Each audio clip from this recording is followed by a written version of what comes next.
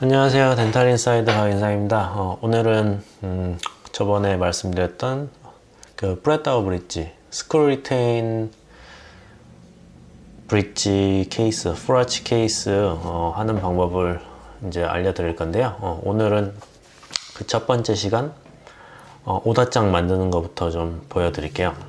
저번에 보셨었죠? 보여드렸는데 스캔이 잘못돼가지고 이제 요청을 해서 스캔을 새로 받았어요. 새로 받고 디자인도 저는 이미 다 했고 케이스는 보내드렸는데 어떻게 스캔이 잘 왔는지 비교를 해서 좀 보여드릴게요.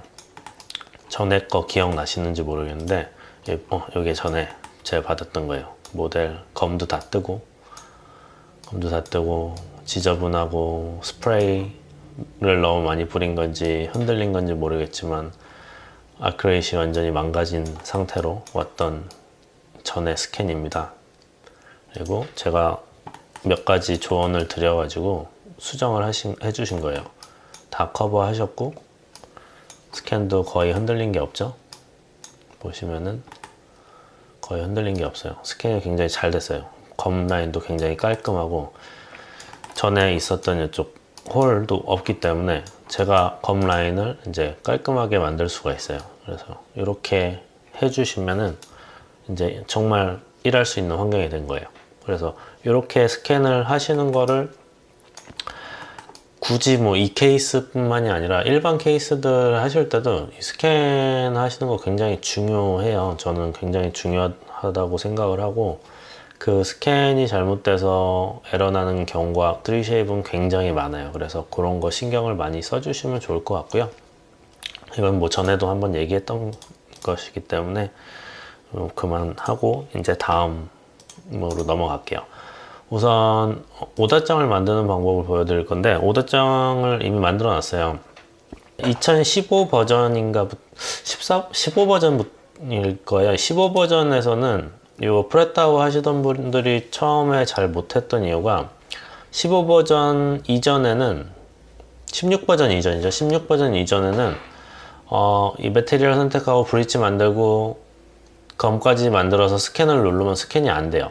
지원하지 않는다고 에러가 떠가지고 스캔 자체를 못하고 그랬었거든요. 그게 뭐 왜 그런지 모르겠는데 이게 약간 3쉐입에서 그 펑션이 좀 이상하게 돼 있어서 스캔을 할 때는 검 진저바를 선택을 하지 말고 스캔을 다 하신 다음에 모디파이를 해갖고 검을 추가를 해주셔야만 디자인이 가능했었어요. 그래서 그 전 버전 사용하시는 분들은 그렇게 사용을 아직도 하셔야 되고 제일 추천하는 거는 최신 버전 사용하세요. 최신 버전일수록 훨씬 더 많은 기능, 편리한 기능들이 많습니다.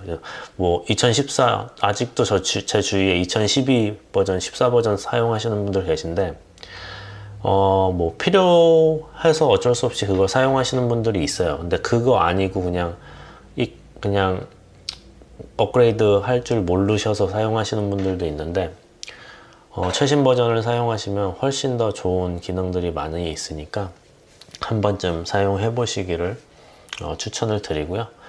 자, 우선 뭐 요 케이스 같은 경우는 제가 받은 게 3번에서 14번까지 브릿지였고요. 티스 넘버 선택해 줬고 뭐 브릿지로 엮어 주시고 브릿지는 저는 할 때 보면은 여기 보면은 타입은 넌으로 해요. 왜냐면 이거는 뭐 어차피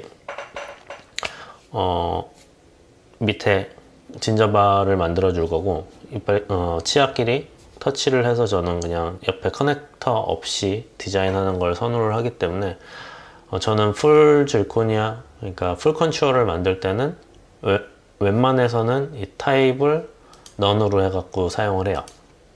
그리고 요거는 요번 EPMM의 이 케이스에서는 선택을 안 했는데 저는 일반 진저바보다 아나토미컬 진저바를 선택을 하고 사용을 하는 편입니다.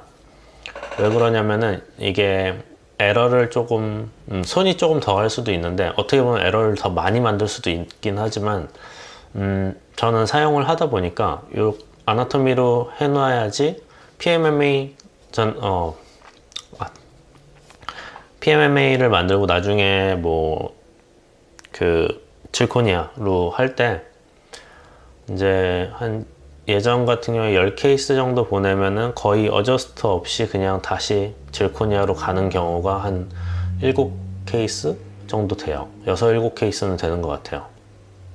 그래서 그럴 경우에는 솔직히 디자인을 다시 할 필요가 없거든요. 그래서 그럴 경우에 이제 겉만 쳐주면 되는데, 솔직히 그냥 PMMA 파일을 질코니아로 밀어가지고 그냥 핸드로 손으로 툴 갖다가 검 사이드만 그냥 좀 어저스트 한 다음에 해도 상관없는데, 뭐 굳이 그렇게 하는 것보다 이 아나토미컬 진저바로 처음에 아예 디자인을 해놨다가 요거를 활성화만 시켜서 수정 조금만 해주면은 더 손쉽게 디자인을 할 수가 있기 때문에, 저 같은 경우에는 요즘에는 뭐 많이 사용은 안 하는데, 저 같은 경우에는 진저바는 무조건 아나토미컬 진저바, 그리고 뭐 왁스 스캔 추가돼 있고, 네, 이렇게 오다장을 만들어 주시면 돼요. 그래서 요거는 저는 이렇게 오다한 상태에서 스캔을 그쪽 이제 보내주셔가지고 스캔이 돼서 이렇게 왔고요. 아까 보여드렸던 어퍼 사이드, 이제 프랩 사이드 스캔하고, 로어 사이드 안타고니스트하고, 그리고 덴처 프리업, 기존에 환자가 끼고 있었던 덴처입니다. 이게 있으면 굉장히 도움이 돼요. 이제 환자가 크게 불편함이 없었고, 뭐 쉐이핑이라든가 이제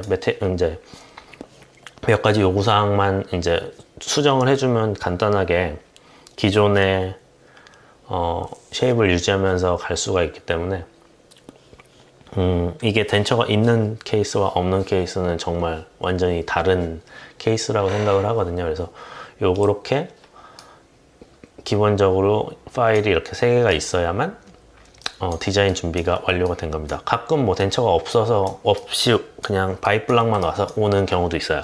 그것도 다음 시간에 한번 보여드릴게요. 또 말씀드릴 게, 이거는 지금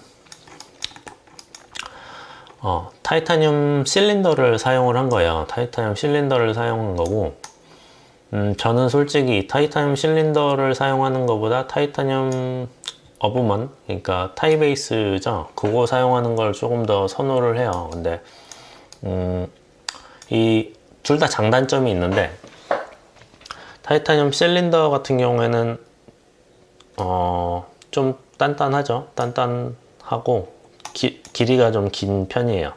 요즘에는 뭐 회사들이 워낙 많다 보니까 타이타늄 베이스도 이렇게 길게 나오는 제품들이 있는데, 이 제품들은 그냥 타이타늄 실린더는 구입하셔갖고 컷하셔갖고 원하는 사이즈로 컷하셔갖고 사용하실 수 있는 장점이 있는 반면에, 이렇게 스캔하는데 시간이 아무래도 이렇게 왁스 붙여주시고 하다 보니까 이런 게 숙달되지 않으면 전에 보여드렸던 것처럼 이런 스캔이 나오는 거죠. 이런 지저분한 스캔이 나오는 거죠.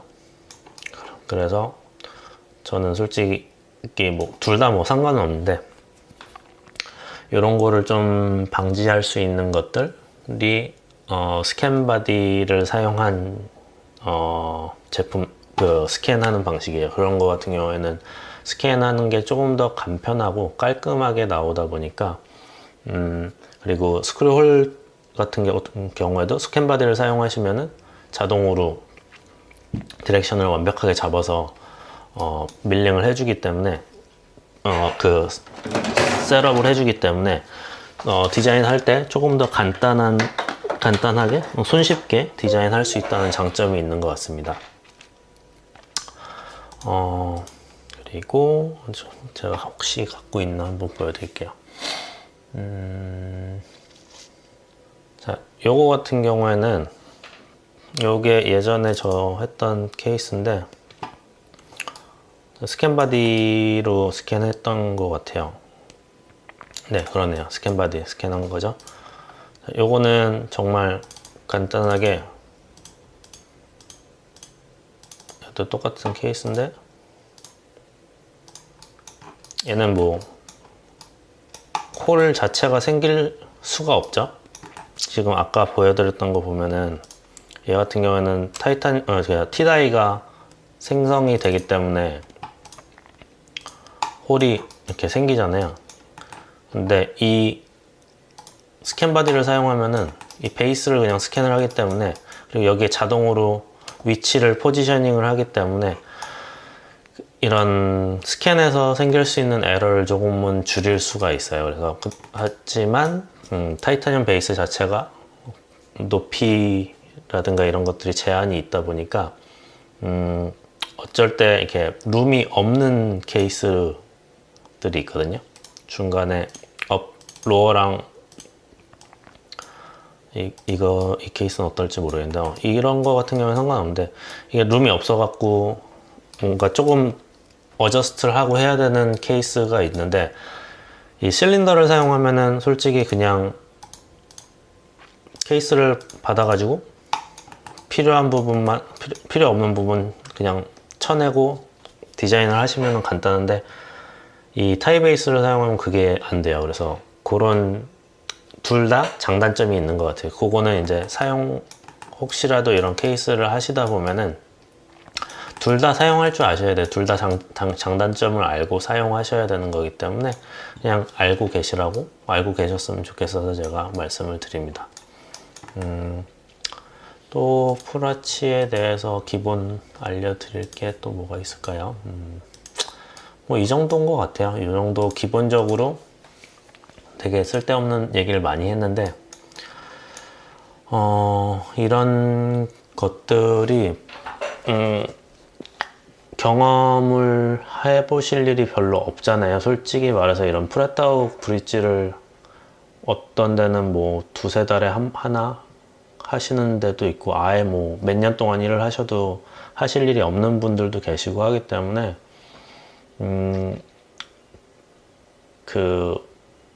다른 분들, 그러니까 이렇게 하는 곳을 찾아서 가지 않으시면 배울 수 있는 방법이 없어요. 그리고 저도 마찬가지로 처음에 이런 케이스를 해보고 싶었는데 케이스 자체를 갖고 있는 곳도 별로 없고, 그러다 보니까 이제 할 줄 아는 사람도 없는 거예요. 저는 머릿속에서 막 컨셉은 있고 배우고 싶어서 막 세미나도 가봤는데, 세미나 가봤자 뭐 가서 얘기해 보면은 하는 말이라고는 AP 스프레드 관련돼서 뭐 어느 정도까지 캔틀리버 해야 된다, 하면 안 된다, 뭐 그러고 자기네들 거의 광고하는 거 외에는 별로 없었어요. 저도 그것 때문에 이제 배우고 싶어서 한 두세 군데 세미나를 한다고 해서 가봤는데 거의 이렇게 도움될 만한 정보를 거의 못 찾고, 저도 결국에는 그냥 막 제가 해보면서 어느 정도 배우고, 이제 예전에 다니던 그 회사에서 처음에 제가 이 프라치를 했던 곳은 한 달에 한 두세 개? 많이 들어오면 두세 개 정도 들어오는 곳인데, 거기에서 이렇게 하해 보다가 어느 정도 이제 나도 이제 할 줄 아는구나 해가지고 그때 이제 자리를 옮긴 곳이 좀 큰 회사인데, 그냥 퍼뱅크 덴탈랩이라는 곳인데, 거기 같은 경우에 하루에 뭐 프라치 기본 하루에 두세 개, 뭐 많은 날은 6개까지도 하는 날이 있었어요. 그래서 프라치로 들어오는 케이스들이 뭐 굉장히 많은 회사였기 때문에 거기에서 굉장히 저는 이 프라치 케이스를 많이, 이제 제 부족한 면도 거기서 굉장히 많이 채우면서 경험을 말씀을 드리는 거니까 뭐 쓸데없는 얘기라고 생각하지 마시고 들어주셨으면 좋겠습니다. 오늘 우선 이 디자인 보여드리려고 했는데 디자인보다 우선 준비 과정 관련돼서 얘기를 한 거니까요. 요 다음 시간에는 실질적으로 이제 디자인 들어가서 어떤 스텝들을 좀 조심하셔야 되는지 디자인하는 건 이미 디자인을 끝내놔서 뭐 디자인하는 건 별로 뭐 중요하지 않으니까요. 간단한 거기 때문에 디자인은 똑같아요. 솔직히 이거 방법을 모르셔서 못하는 거지 디자인하는 건 다 똑같으니까 어떤 것들을 좀 주의하면서 디자인 하셔야 되는지 보여드리도록 할게요. 오늘은 여기까지고요. 다음 비디오도 기대 부탁드리겠습니다. 감사합니다.